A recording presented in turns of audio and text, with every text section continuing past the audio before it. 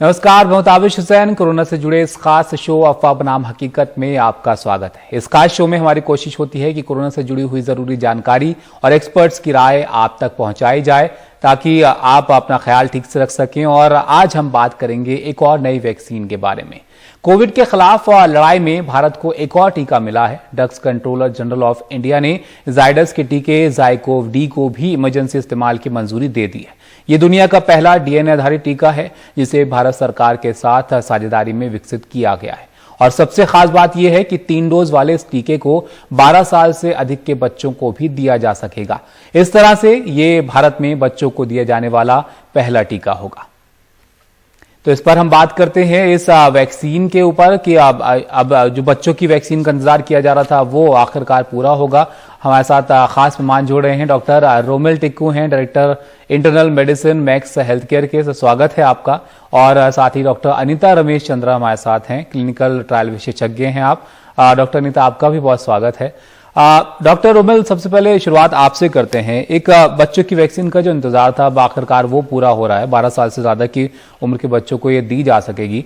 अभी तक जो डेटा इसको लेकर हमारे पास है उसको आप कैसे देखते हैं? 66% तक ये असरदार है। 3 डोज जो है इसकी दी जाएंगी। इसको देखकर आपका आकलन क्या है? देखिए, ये पहली वैक्सीन होगी जो बच्चों के लिए अप्रूव हुई है हमारे देश में, और एक नॉवल टेक्नोलॉजी है, डीएनए टेक्नोलॉजी, जो पहले कभी यूज नहीं हुई है दुनिया में कहीं पर भी। इसकी मैन्युफैक्चरिंग कोई इश्यू, चैलेंज नहीं होगी क्योंकि टेक्नोलॉजी भी वैसी है और हमारे देश में मैन्युफैक्चर हो रही है। रही बात डेटा की और इम्यूनोजेनिसिटी, सेफ्टी का फेज 1 फेज 2 ट्रायल डेटा है काफी, उसमें हमारे पास डेटा है कि ये काफी लाभदायक होगी वैक्सीन। और फेज 3 ट्रायल्स का भी जो डेटा जैसा आप बता रहे थे, 66% है efficacy against symptomatic disease, but moderate disease के अगेंस्ट 100%। यानी अगर आपने ये वैक्सीन ली है तो आपको सीवियर डिजीज, हॉस्पिटलाइजेशन या आपकी जान में जाएगी, सबकी जरूरत नहीं पड़ेगी। तो काफी अच्छा डेटा है हमारे पास इस वैक्सीन का। और बच्चों के अगेंस्ट हमारे पास अभी कोई वैक्सीन है भी नहीं, और इस टाइम पे ये डेवलप हुई है जिस टाइम पे सबसे ज्यादा जरूरत है बच्चों के लिए एक वैक्सीन की। अभी हम सेकेंड वेव में हैं, 25, 30, 35 हजार केसेस अभी भी आ रहे हैं, और पोटेंशियली एक थर्ड वेव की पॉसिबिलिटी है जो कभी भी सितंबर, अक्टूबर, नवंबर में आ सकती है।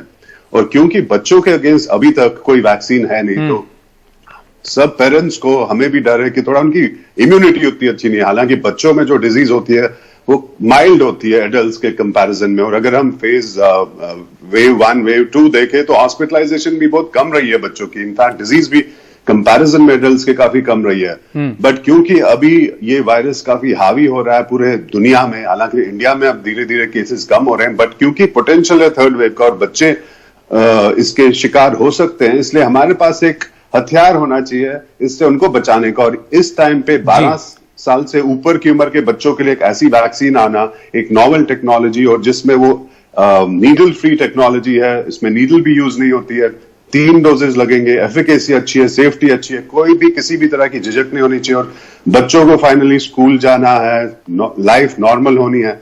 तो बहुत ये बहुत जरूरी है डॉक्टर रोमिल, क्योंकि अब ये भी है ना, काफी वक्त से स्कूल वगैरह बंद हैं, आप उनको भी बहुत ज्यादा वक्त तक बंद नहीं रख सकते। अब बच्चे भी बाहर जाएंगे तो उनको सुरक्षा की जरूरत है। और जैसे कि हम देख रहे हैं वायरस अपने आप को बदल रहा है, नए नए इसके वेरिएंट देखने को मिल रहे हैं, तो बहुत जरूरी है कि बच्चों को भी वैक्सीन लगे। डॉक्टर अनीता, आपसे जानना चाहेंगे इस वैक्सीन के बारे में। कई सारी अलग चीजें हैं जो हमने देखी। एक तो डीएनए वैक्सीन है, और ये किस तरीके से काम करती है ये आपसे जानना चाहेंगे, और दूसरा ये कैसे अलग है बाकी वैक्सीन से? ओके, ये जो वैक्सीन है डीएनए प्लाज्मिड से बनाया हुआ गया है। ओके, अगर आप दूसरे वैक्सीन को देखेंगे जैसे फाइजर, मॉडर्ना, वो एमआरएनए से बनाया है। एमआरएनए है, छोटा छोटा मॉलिक्यूल्स है, वो बॉडी के अंदर जाते हैं और इम्यूनिटी बनाते हैं। और उसका एमआरएनए में क्या होता है कि जल्दी जल्दी वो टेम्परेचर चेंज हो जाता है, वो सही ढंग से काम नहीं कर पाते। सो फाइजर एंड मॉडर्ना को आपको -20, -70 में रखना पड़ता है, और इंडिया में वो काफी दिक्कत है इसी वैक्सीन को हम देने के लिए। कोल्ड चेन बहुत प्रॉब्लम हो जाता है। दूसरे जो इनएक्टिवेटेड वैक्सीन है, जैसे हमारे पास कोवैक्सीन है, वो पूरा जेनेटिक मटेरियल के अगेंस्ट से है, so they can make the antibodies ready. और वायरल वेक्टर भी है, बट जाइकोव भी जो कैडिला जाइडस कंपनी गुजरात से बना हुआ है, ये एक नया तरीका का वैक्सीन है। इसको बोलते हैं डीएनए प्लाज्मिड। देखिए हमारा जेनेटिक मटेरियल, अगर वायरस बताइए, हमारे अंदर बताइए, आरएनए डीएनए दोनों में होता है। डीएनए का क्या होता है, डीऑक्सीराइबोन्यूक्लिक एसिड, छोटे छोटे मॉलिक्यूल्स रहते हैं, वो हमारा जेनेटिक मटेरियल को बोलते हैं आदमी कैसे होगा, वायरस कैसे होगा। तो इसी टेक्नोलॉजी में क्या है, हमारा प्लाज्मिड मींस वेक्टर को ले जाते हैं, ये वाला वायरस का डीएनए प्लाज्मिड के देकर हमारे बॉडी के अंदर वो इंजेक्ट कर देते हैं। जब इंजेक्ट होता है वो स्पाइक प्रोटीन का जैसा वो है, और उसके अंदर जब हमारा अंदर शरीर में जाते हैं वो हमारा बॉडी एंटीबॉडी बनाता है ये डीएनए स्पाइक प्रोटीन के। तो आपको एंटीबॉडी बन जाएगा, तो जब बाद में कोरोना वायरस का इंफेक्शन होगा, ये बना हुआ antibody body with the vaccine to fight the virus. तो इसी हिसाब से दिस इज वन। ये डीएनए वैक्सीन सेकेंड पॉइंट क्या डिफरेंस है, एक काफी टेम्परेचर रेजिस्टेंट है, उतने -20 की जरूरत नहीं है, 2 to 8 degree normal room temperature में आप रह सकते हैं और इसका कुछ नहीं होता है। Second point. थर्ड पॉइंट है, इसमें अगर सही ढंग से इंजेक्शन देने का जरूरत नहीं है, it's what we call force projectile, means आप फोर्स से ये वाला दवा आपको शरीर के अंदर जाता है।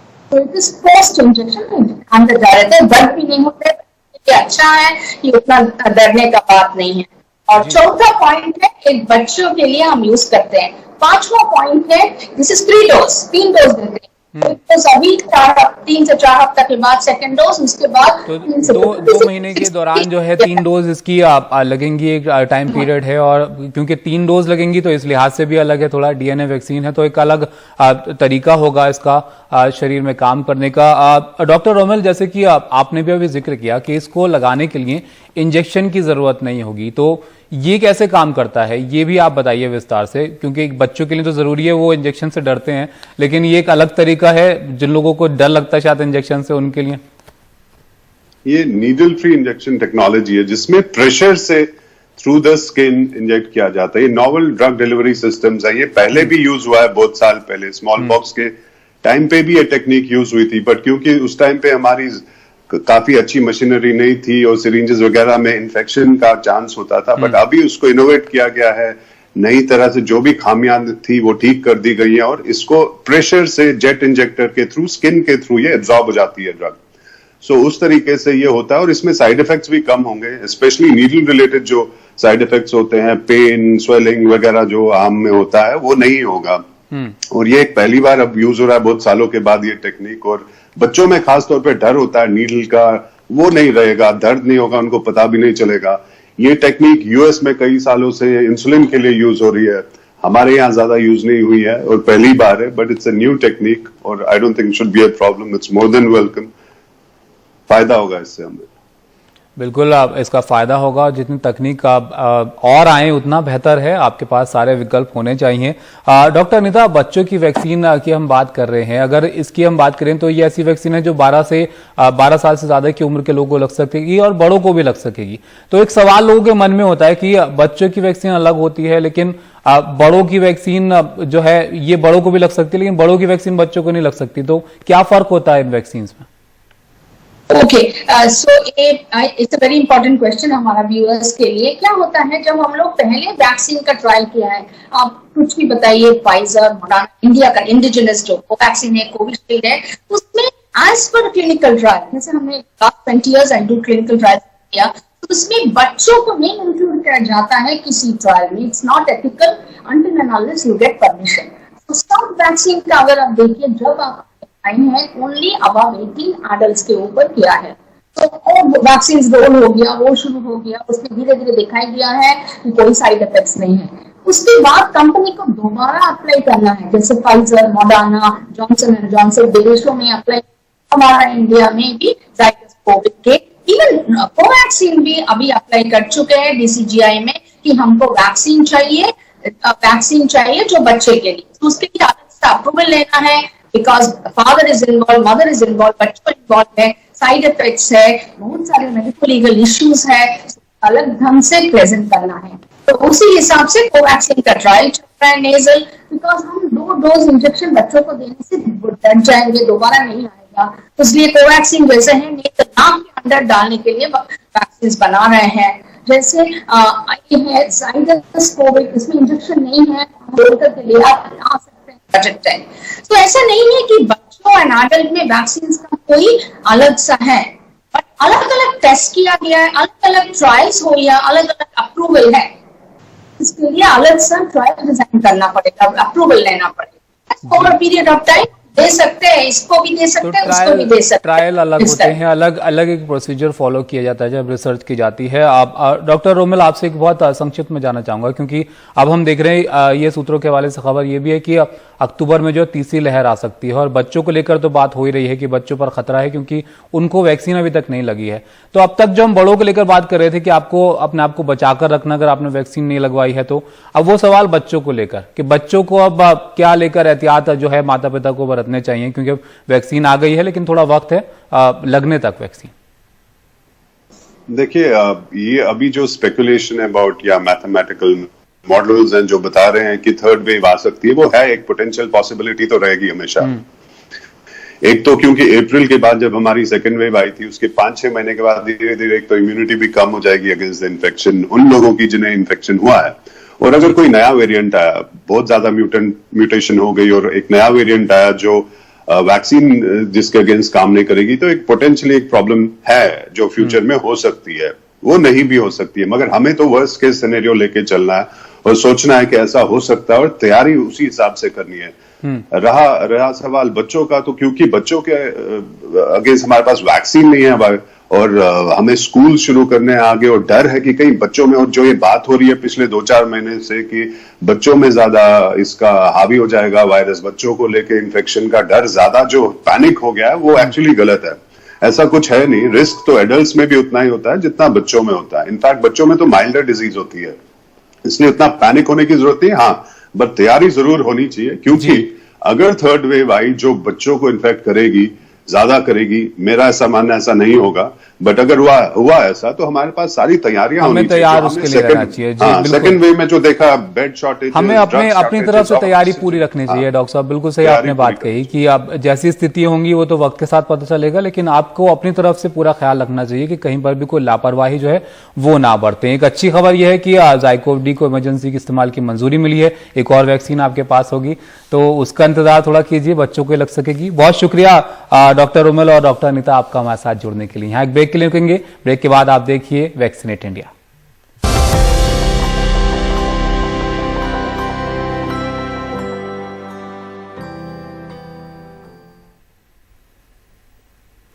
ब्रेक के बाद आपका स्वागत है और अब वक्त है हमारी खास मुहिम वैक्सीनेट इंडिया का। गूगल के साथ ये खास मुहिम हम आपके लिए लेकर आते हैं ताकि कोरोना से बचाव के लिए वैक्सीन और कोरोना वायरस को लेकर जो आपके सवाल हैं उस पर आपको पूरी तरीके से जानकारी हम दिला सकें। देखिए, सावधानी बहुत जरूरी है कोरोना से बचाव के लिए, क्योंकि अब भी जो है खतरा वो लगातार बना हुआ है। तो आज इस पर बात करते हैं, कोरोना से किस तरीके से आप अपनी रोकथाम कर सकते हैं, क्या एहतियात आपको बरतने चाहिए। हमारे साथ इस पर बात करने के लिए खास मेहमान जुड़ रहे हैं डॉक्टर रजनीश कपूर, आप वाइस चेयरमैन हैं मेदांता अस्पताल के। डॉक्टर रजनीश, बहुत स्वागत है आपका हमारे इस पेशकश में। सबसे पहला सवाल आपसे ये हम जानना चाहेंगे कि कोरोना के मामले तो कम हो रहे हैं, लेकिन अब भी तीसरी लहर को लेकर जो आशंका है वो बनी हुई है। एक दिन के मामले देखें तो 25,000 के करीब ये हैं। तो इस स्थिति को देखकर अब क्या अंदाजा जो है वो आप लगाते हैं, कैसी स्थिति है, लोगों को कितनी चिंता करनी चाहिए? देखिए, अगर हम इसका नेचुरल कोर्स देखें कोरोना का, तो जब भी कोई वेव तेज गति से आती है, जैसे सेकेंड वेव बहुत सारे लोगों को उसने चपेट में लिया, तो जब भी ऐसा 2-3 महीना होता है तो एक इंडिजिनस इम्यूनिटी लोगों के भीतर बनने लगता है। बहुत सारे लोग उससे डिजीज्ड हो चुके होते हैं, एंटीबॉडीज बनने लगते हैं, प्लस वैक्सीनेशन चल रहा है। तो उसके बाद 4 से 6 महीने का पीरियड यूजुअली ऐसा होता है जब केसेस कम होते हैं। और अगर पिछले नेचुरल हिस्ट्री को देखें तो 4 से 6 महीने के बाद फिर वो ग्राफ कहीं ना कहीं थोड़ा ऊपर जाने लगता है और केसेस बढ़ने की संभावना होती है। तो उसी नेचुरल हिस्ट्री को सोचते हुए हम ये अनुमान लगा रहे हैं अक्टूबर-नवंबर के भीतर ये केसेस दोबारा से बढ़ सकते हैं। तो हमें किसी भी सूरत में ये नहीं मान के चलना है भी ये कोरोना यहां से चला गया है, वो बिल्कुल नहीं गया। Virus is still in the air.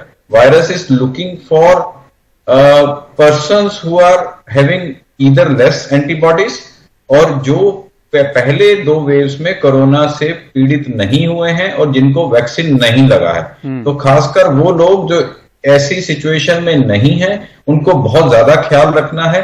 और जो वैक्सीनेटेड हैं या कोरोना से पीड़ित हो भी चुके हैं पहले, वो अपने अंदर एंटीबॉडीज के कारण बच सकते हैं, but those candidates may be a source of infection to others. तो और ये इसलिए भी ना डॉक्टर साहब, इसलिए भी क्योंकि हमने देखा पिछली बार मामले बहुत ज्यादा कम थे, लेकिन उसके बाद एकदम से जो रफ्तार है वो बड़ी थी और बहुत ज्यादा केस आने लग गए थे। अब तो अनुभव है हमारे पास उस चीज का, तो उसका ख्याल रखना चाहिए। और दूसरा, वेरिएंट्स भी बदल रहे हैं और हम देख रहे हैं कि लोगों को संक्रमण अब हो भी रहा है, अब जो जिनको हो चुका है उनको दोबारा भी देखने को मिला। तो ऐसे में दोबारा वो स्थिति पैदा ना हो, इसलिए अब क्या आप सुझाव देंगे? क्योंकि बाजार भी खुल रहे हैं, लोग बाहर भी निकल रहे हैं, आपकी जिंदगी अब पहले की तरह चल रही है। बिल्कुल। सो कहीं ना कहीं ये दोनों चीजें मिलकर, एक तो वो टाइम पीरियड 4-6 महीना का जा रहा है, दूसरा हम सारी चीजें ओपन अप कर रहे हैं, सिनेमा हॉल्स ओपन अप हो गए हैं, मार्केट्स ओपन अप हैं, लोगों का क्राउडिंग हो रहा है, ओवर क्राउडिंग हो रहा है वहां पे। तो इस वजह से केसेस बढ़ने की पूरी आशंका है। किसी भी सूरत में अपने गार्ड्स को हमें कम नहीं करना है, प्रॉपरली मास्क पहन के रखने हैं, डिस्टेंसिंग जहां कर सके वहां करते रहें, और बहुत ओवर क्राउडिंग से अभी भी बचें। I am not at all suggesting भी सब कुछ ओपन हो गया तो जहां पे 200 लोग है उसी भीड़ में जाना है। Still you can manage lot of things, ordering online, बहुत सब लोग होम डिलीवरी से चीजें आ सकती हैं, आप बच सकते हो मार्केट जाना। जहां जहां आप बच सको वो बचना चाहिए, और क्राउडिंग से बचें, मास्क पहने, डिस्टेंसिंग करें, अपने हैंड्स हाइजीन का प्रॉपर ख्याल रखें। ये मेजर्स हम बिल्कुल भी नीचे नहीं कर सकते हैं फॉर अनदर 1 ईयर क्लियर, जब तक हमारे पास और डेटा नहीं आता। दूसरा, अभी इससे पहले मैं आपका वो देख रहा था, बहुत सारा आपने हाईलाइट किया बच्चों का वैक्सीनेशन। तो एक नया वैक्सीन अब हमारे पास अवेलेबल है, डीएनए वैक्सीन। तो मैं काफी चीजें आपने कवर किया, एक और चीज कवर करना चाहूंगा, how DNA vaccine is better और डिफरेंट फ्रॉम एमआरएनए वैक्सीन। हमारे अंदर 2 तरह का इम्यूनिटी होता है। एक ह्यूमोरल इम्यूनिटी होता है जिसमें एंटीबॉडीज बनते हैं, और एक सेल मीडिएटेड इम्यूनिटी होता है जो टी सेल्स के जरिए होती है। तो जो डीएनए वैक्सीन है वो दोनों इम्यूनिटीज को एक्टिवेट करता है। जो यूजुअली बाकी वैक्सीन हैं वो ह्यूमोरल इम्यूनिटी, एंटीबॉडी वाला इम्यूनिटी एक्टिवेट करते हैं। तो ये ऑन पेपर डीएनए वैक्सीन का एक एडिड एडवांटेज है, और बच्चों को इजीली दिया जा सकता है। एक तो इसको लगाने के लिए एक प्लंजर चाहिए, एक नीडल प्रिक नहीं है, एक प्लंजर चाहिए, और it's a intradermal injection. Intradermal is जो बिल्कुल 0.2 मिलीमीटर स्किन के नीचे जाएगा, just touch the skin and comes out. तो जैसे हम हीमोग्लोबिन का सैंपल लेते हैं, तो it's requires a small plunger, it's not a prick, so it's less painful to the children. तो ये एक अच्छी चीज है डॉक्टर साहब की एक और विकल्प अब वैक्सीन का है। और अब वैसे भी ये कहा जा रहा है कि वैक्सीन अगर आपको लगी हुई है तो आप एक स्टेप जो है ज्यादा सुरक्षित हैं बिना वैक्सीन लगे। तो जरूरी है कि लगवाइए, सब आप वैक्सीन लगवाइए। अब तो बच्चों के लिए भी आने वाली है तो उनको भी लगवाइए, ताकि हम इस खतरे को टाल सकें, जो तीसरी लहर की बात लगातार की जा रही है। बहुत शुक्रिया डॉक्टर रजनीश आपका हमारे साथ जुड़ने के लिए। Thank you.